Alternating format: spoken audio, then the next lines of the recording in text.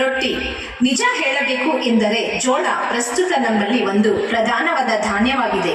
ನಮಗೆ ಜೋಳದ ರೊಟ್ಟಿ ಎಂದ ತಕ್ಷಣ ನೆನಪಾಗುವುದು ರಾಯಚೂರು, ಗುಲ್ಬರ್ಗ, ಬೀದರ್, ಹುಬ್ಬಳ್ಳಿ, ಧಾರವಾಡ.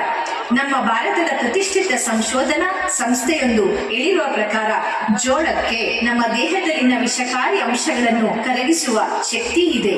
ಹೀಗಾಗಿ ಜೋಳವನ್ನು ಮೊದಲು ಹಿಟ್ಟು ಮಾಡಿಸಿಕೊಂಡು ಅದಕ್ಕೆ ಸ್ವಲ್ಪ ನೀರು ಹಾಕಿ ಕಲಸಿ ರೊಟ್ಟಿ ತಯಾರಿಸಿ ಸೇವನೆ ಮಾಡಬಹುದು. ಹಪ್ಪಳದ ರೀತಿ ನೋಡಲು ಗಟ್ಟಿಯಾಗಿ ಖಡಕ್ ರೊಟ್ಟಿ ಎನ್ನಿಸಿಕೊಂಡಿರುವ ಇದನ್ನು ನೀವು 6 ತಿಂಗಳು ಅಥವಾ ವರ್ಷ ಬೇಕಾದರೂ ಶೇಖರಣೆ ಮಾಡಿಕೊಳ್ಳಬಹುದು. ಇಷ್ಟು ಪೌಷ್ಟಿಕತೆಯುಳ್ಳ ಜೋಳದ ರೊಟ್ಟಿಯ ಹಾಡಿಗೆ ಹೆಜ್ಜೆ ಹಾಕಲಿದ್ದಾರೆ ಪರ್ಲ್ ಮತ್ತು ಸಫೈರ್ ವಿಭಾಗದ ಮಕ್ಕಳು. ಟೀಚರ್, ನಮ್ಮ ಮನೆಯಲ್ಲಿ ಮುದ್ದೆಗಿಂತ ಜಾಸ್ತಿ ಜೋಳದ ರೊಟ್ಟಿನೇ ಮಾಡೋದು. ಅದ್ರ ಬಗ್ಗೆ ಸ್ವಲ್ಪ ಹೇಳಿ ಟೀಚರ್.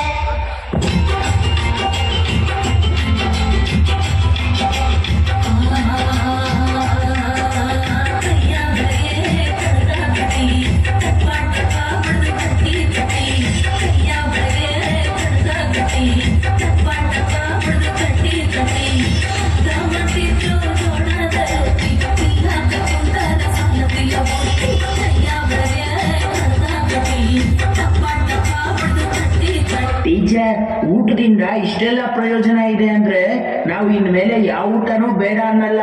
ಊಟನ ವೇಸ್ಟ್ ಮಾಡಲ್ಲ. ಎಲ್ಲ ತಿಂದು ಬೇಗ ಬೇಗ ಶಕ್ತಿವಂತರು, ಬುದ್ಧಿವಂತರು ಆಗ್ತೀವಿ.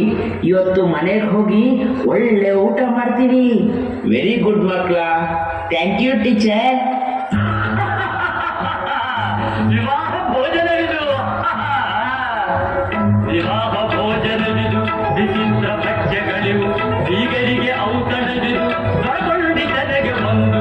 ವಿವಾಹ ಭೋಜನವಿದು, ವಿಚಿತ್ರ ಭಕ್ಷ್ಯಗಳಿವು, ಬೀಗರಿಗೆ ಔತಣವಿದು, ದೊರಕೊಂಡಿತನೆಗೆ ಬಂದು.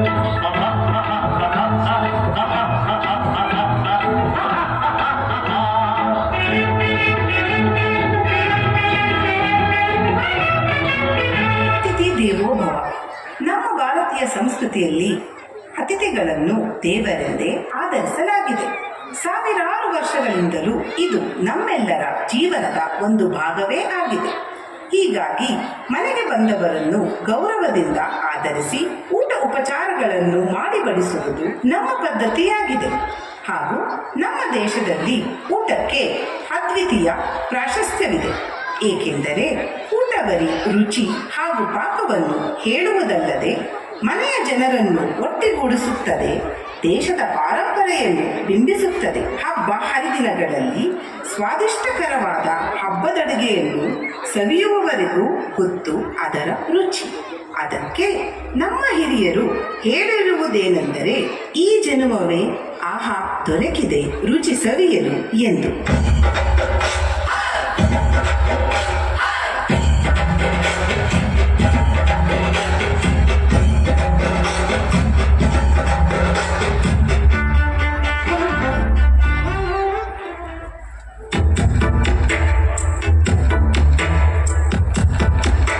ಈ ಜನುಮವೇ ದೊರಕಿದೆ ರುಚಿ ಸವಿಯಲು.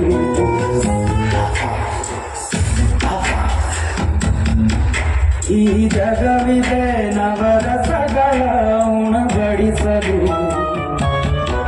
ಬಿಸಿ ಬಿಸಿ ಇದೆ, ಬಿಸಿ ಬಿಸಿ ಇದೆ ನಳಪಾಕ ದಿನ ದಿನ ನೂತನ. ಈ ಬಿಸಿಲು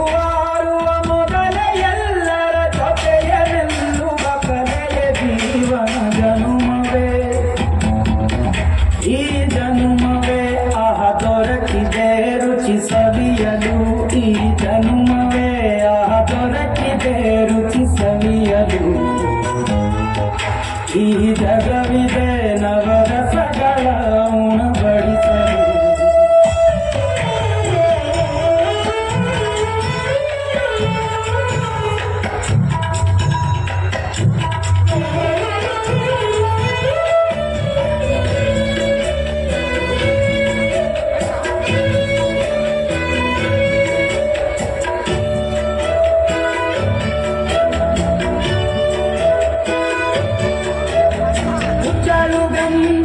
ಉಪ್ಪಿನಕಾಯಿ ಹೇಗೆ ಮಾಡಿವೆ ಗೆಳೆತನ. ಉಪ್ಪ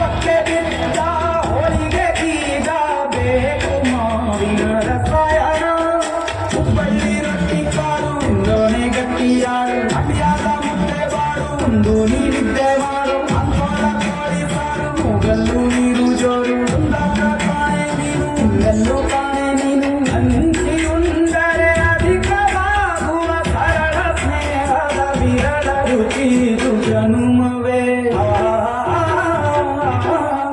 ಈ ಜಗವಿದೆ ಓ ಈ ಜನುಮವೇ ಆ ದೊರಕಿದೆ ರುಚಿ ಸವಿಯಲು